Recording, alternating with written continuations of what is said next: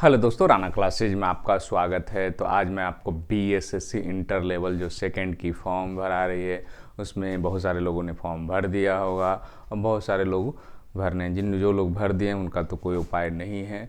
आगे एडिट का ऑप्शन आता तो ठीक है, लेकिन जो लोग नहीं भरे हैं उनके लिए ज़्यादा इम्पोर्टेंट है। तो क्या क्या फॉर्म भरने के दौरान क्या क्या सावधानियाँ बरतें, ये सब ध्यान दें।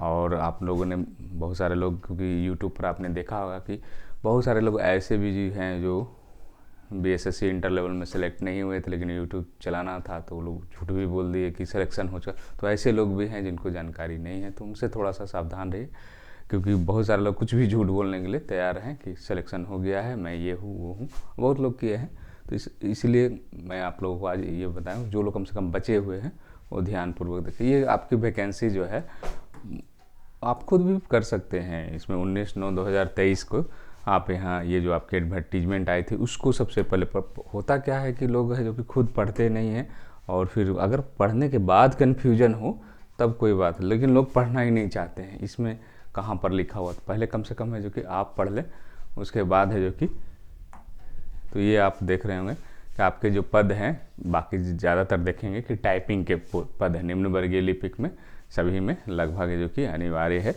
निम्न वर्गीय लिपिक। जहाँ पर कुछ टेक्निकल चीज़ें हैं उसको देखते हैं।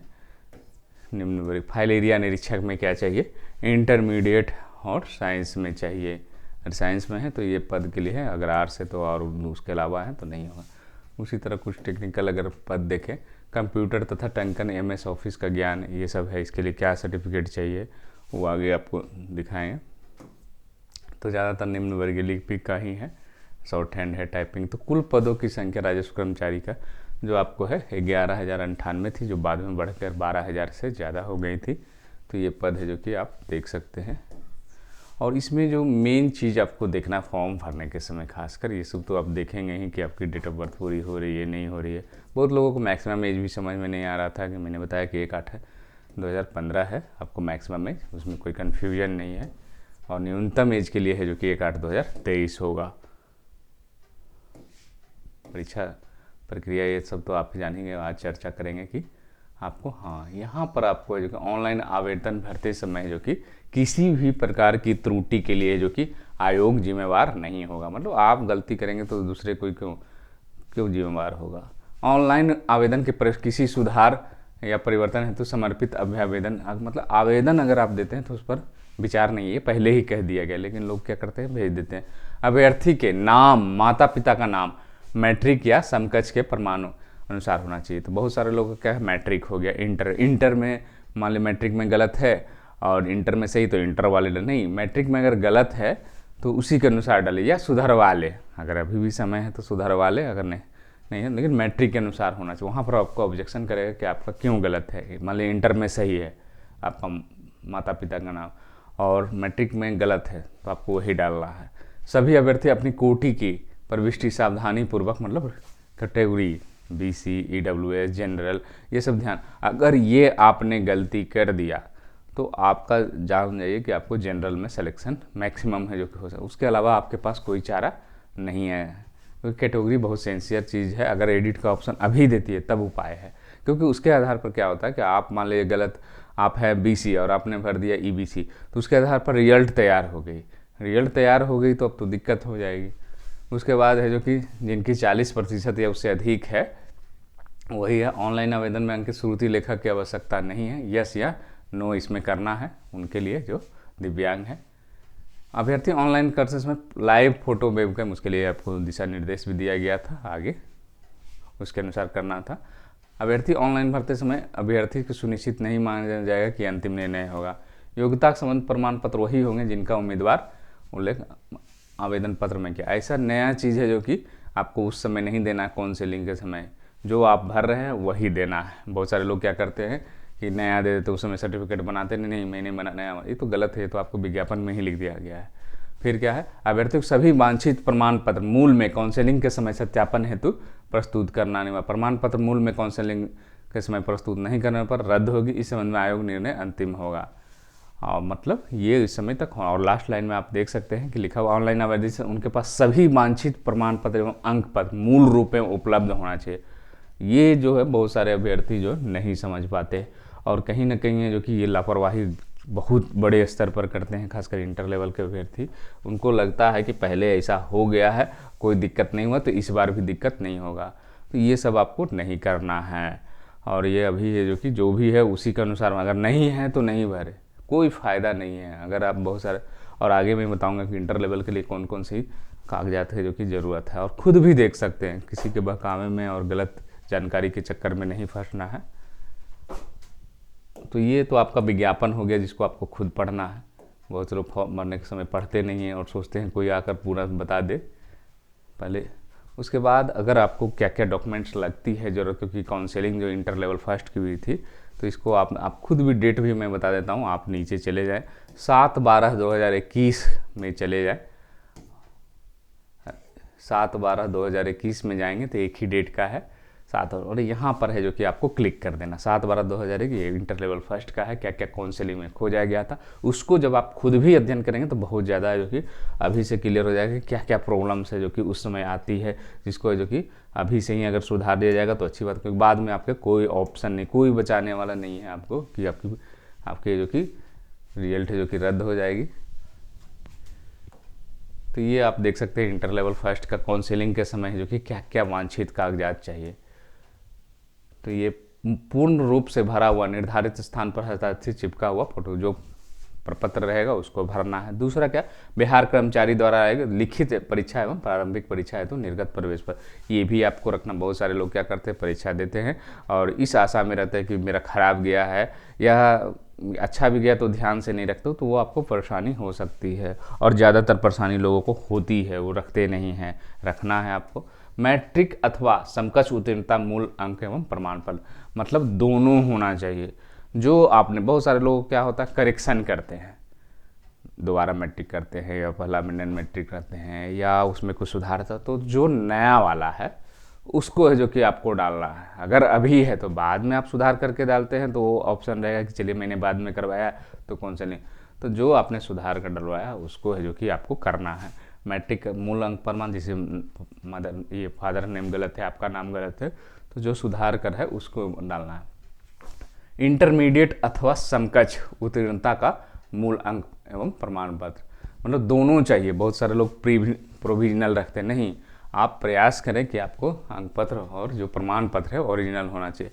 SC ST जनजाति सक्षम पदाधिकारी द्वारा निर्गत जाति प्रमाण पत्र, जैसे पुराना में बहुत सारे लोग थे, CO थे, BDO थे, अभी क्या है रेवेन्यू ऑफिसर हैं। तो जो भी है जाति प्रमाण पत्र का जो मान्यता हो, अगर आपने एक बार भी बनाया है तो सब बार चलेगा। उसके लिए आपको बहुत सारे लोग नहीं, नया नहीं बनाओगे दिक्कत हो, ये गलत जानकारी है। ये पूरी जानकारी है कि जाति प्रमाण पत्र अगर आपको BDO की बनी हो 2010 के पहले भी बनी हुई है तो जीवन जाति चेंज नहीं होती है। तो इसीलिए है जो कि जो जाति प्रमाण पत्र है वही रहेगा, और उसमें नया हड़बड़ी में खासकर SC ST के अभ्यर्थियों के लिए परेशान होने की ज़रूरत नहीं। EBC जो EWS हो गया या जो है उनके लिए भी जो है कि जो EBC या BC के लिए उनको भी परेशान, लेकिन लोग क्या करते हैं नया बनवा लेते हैं सुविधा के लिए, लेकिन ऐसा कोई ज़रूरी नहीं है कि अगर पुराना है तो उसको मान्य नहीं किया जाएगा।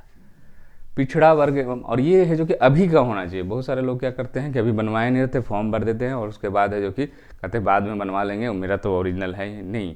आपको शुरू में ही कहा गया कि जो भी आप आवेदन फॉर्म भरें उस समय मूल में रहना चाहिए। उसके बाद पिछड़ा वर्ग एवं अत्यंत पिछड़ा वर्ग के अभ्यर्थी हो, क्रीमी लेयर है, और ये बहुत सारे लोग गलती करते हैं, खुद ही नहीं जानते हैं। इंटर लेवल में तो बहुत सारे लोग मेंस जब रिजल्ट आई थी, बहुत सारे लोग हैं जो कि जानते ही नहीं थे कि मैं BC में हूँ कि EBC में हूँ। तो अगर आपको जानकारी नहीं है तो आप है जो कि पता कर ले सही ढंग से कि आप BC में हैं कि EBC में हैं, और इसको ढंग से भरें। ये आपका रिजल्ट को जनरल में कर देगा या सीधे बाहर कर देगा। इसलिए BC और EBC पिछड़ा है आपको, मतलब BC हो गया, अत्यंत पिछड़ा मतलब MBC और EBC एक ही होता है। और कम से कम है जो कि RO का जरूर होना चाहिए या CO का है तो वो भी चलेगा, ऐसा कोई ज़रूरी नहीं है कि निर्धारित प्रपत्र जो है उसके अनुसार विकलांगता संबंधी प्रमाण पत्र होना चाहिए। और अभी हाँ, इसमें एक चीज़ और है जो सबसे बड़ा लफड़ा होता है कि अभी भी ग्रेजुएशन लेवल में भी मैंने देखा, CGL में भी लोग सेंट्रल वाले दे दिए, और उसके कारण है जो कि वो भी एक कारण है सेंट्रल CGL लिया जाए नहीं लिया जाए। तो मतलब कहीं ना कहीं है जो कि लोग परेशान हो जाते हैं कि किस तरह से किया जाए। आपको पिछड़ा और अत्यंत पिछड़ा वर्ग जो है ये सेंट्रल में नहीं है, सेंट्रल में सीधे है जो कि आपको OBC है। और यहाँ बीसी मतलब साफ है कि आपको सेंट्रल ओबीसी नहीं देना है, लेकिन दे देते हैं लोग कि चल जाता। यही चलने के चक्कर में जो कि सारा समस्याएं हैं जो कि शुरू होती है। और आप लोग जो है सेंट्रल का अगर है तो आप ये फॉर्म नहीं भर सकते नियमतः, लेकिन लोग क्या करते हैं सेंट्रल वाला चलो एक जगह बना हुआ, तो आपको बिहार का जब फॉर्म बना है तो बीसी और ईबीसी का बनाना है, और ये अभी बनाना, बाद में लोग बना के कर क्या कीजिएगा, जब फॉर्म भरा गया फिर आपको छाटा जाएगा, फिर कहिएगा कि रिजल्ट नहीं दिया आयोग ने। तो ये जो है आपको बीसी और ईबीसी का, और ओबीसी का नहीं, ओबीसी है उससे इससे को कोई लेना देना नहीं, और बीसी ईबीसी है तो सेंट्रल वाले को कोई लेना देना नहीं है, क्योंकि आपका बिहार के लिए ये है स्पष्ट रूप से लिखा हुआ रहता है उसी में, ये भारत सरकार के परिणाम, और इसमें लिखा रहता है बिहार सरकार के पर। तो फिर भी अभी तक, जबकि बहुत समय हो गया, पहले तो चलिए उतनी 13, 14 या 10 में उतनी सोशल मीडिया नहीं थी, लेकिन इसके बावजूद भी लोग क्या करते सेंट्रल ओबीसी को ही मान्य करके चलो चल जाएगा, अगले बार ले लिया था, तो यही चक्कर में आपकी नौकरी फिर फाइनल चली जाएगी। और सक्षम प्राधिकारी द्वारा स्थायी आवास प्रमाण पत्र चाहिए जी, सबके लिए है। निर्गत स्थायी आवास प्रमाण पत्र जो होता है, जैसे विवाहित महिलाओं के लिए पिता का ही, मतलब पिता का ही सीधे चाहिए, चाहे आप विवाहित हो अविवाहित हो, उससे कोई लेना देना नहीं, या पुरुष हो, वो पिता का जो रेजिडेंशियल है वही रहेगा। भूतपूर्व सरकारी सेवक संबंधी प्रमाण पत्र ये सबके लिए ज़रूरी नहीं है, ये उनके लिए ज़रूरी है जो उम्र सीमा में छूट पा रहे हो, या है जो कि कभी जो कि रहे हैं। टंकन प्रमाण पत्र, बहुत सारे लोगों ने कहा कि टंकन का मुझे क्या ज़रूरत है, ये तो टाइपिंग का भी, तो यहाँ पर आप स्पष्ट रूप से देख रहे हैं टंकन प्रमाण पत्र मतलब उस समय का नहीं चाहिए, अभी का चाहिए, जब आप फॉर्म भर रहे हैं स्पीड कितनी है। तो ये जो है आप लोग जो कि इसको भी ध्यानपूर्वक देखें। बहुत सारे लोगों ने उम्मीद है बहुत गलतियाँ की होगी, क्योंकि टंकन प्रमाण पत्र नहीं दिया होगा और सोच रहे होंगे कि सारे पोस्ट है जो कि मुझे मिल जाए, बाद में लोग अफसोस करेंगे कि मैंने तो टंकन प्रमाण पत्र दिया ही नहीं, और मेंस के समय फिर पछताएंगे, बना ही नहीं रहेगा, क्योंकि अभी का चाहिए।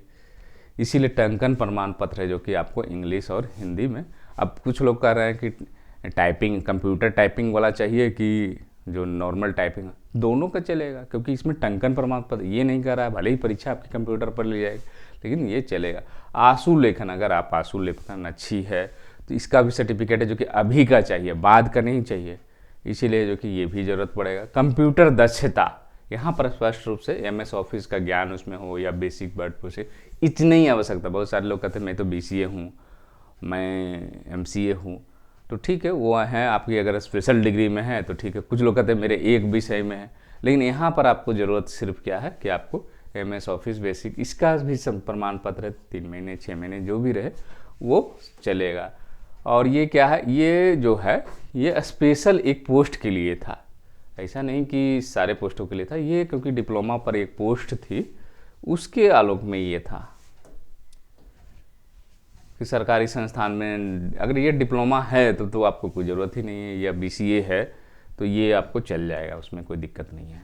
तो ये उन स्पेशल के लिए था, डिप्लोमा के लिए पोस्ट। ये भी है जो कि इंटर, ये भी आपको ज़रूरत नहीं है इसमें, क्योंकि ये स्पेशल है जो कि इंटर लेवल फर्स्ट के लिए था। ये भी 15 नंबर भी आपको इंटर लेवल फर्स्ट के लिए था।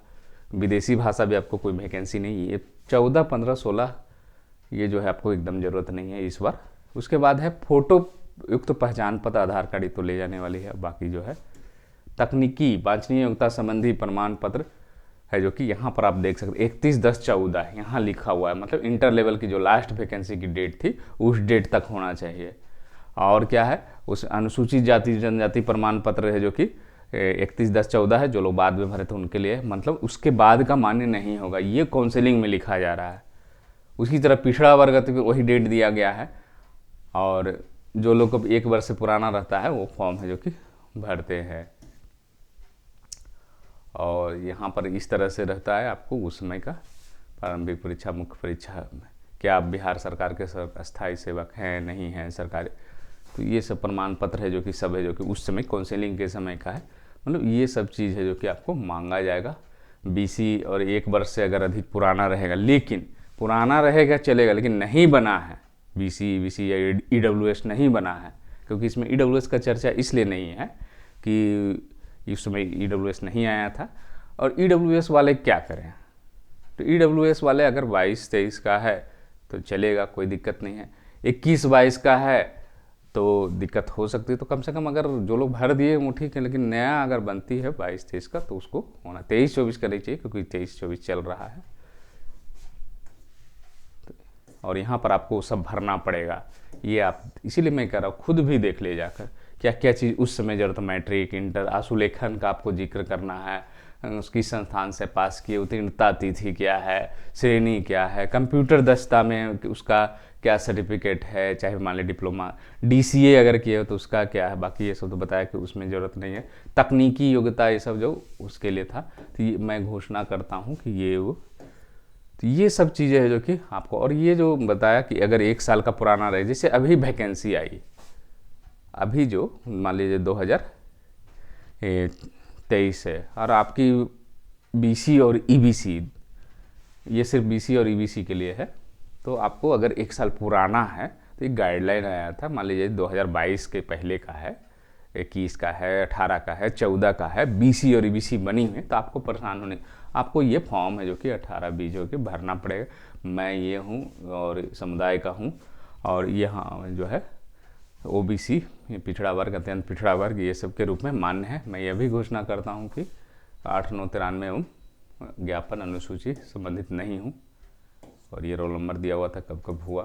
तो ये आप लोगों का है जो कि बहुत हेल्प करेगा। जो लोगों ने गलतियाँ कर दी है उनके लिए उम्मीद करें कि एडिट ऑप्शन अभी नहीं आएगा, जब पूरी फॉर्म भरा जाएगी तब हो सकता है आ सकती है, तो वही में। और जो लोग नए हैं वो सावधानी पूर्वक भरें, परेशान होकर गलत जानकारी के आधार पर नहीं करें। तो इसी के साथ धन्यवाद।